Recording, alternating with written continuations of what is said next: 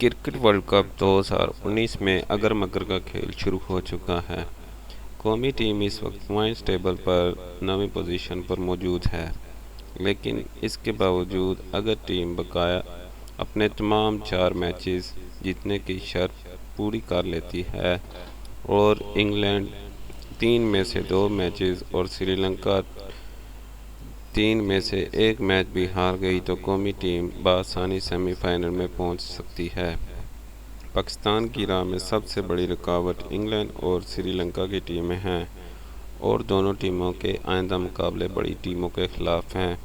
Semi final کھیلنے کا خواب پورا کرنے کے لیے قومی ٹیم کو 4 میچ جیتنا لازمی ہوں گے، جو کہ جنوبی افریقہ، نیوزی لینڈ، افغانستان اور بنگلہ دیش کے خلاف ہیں۔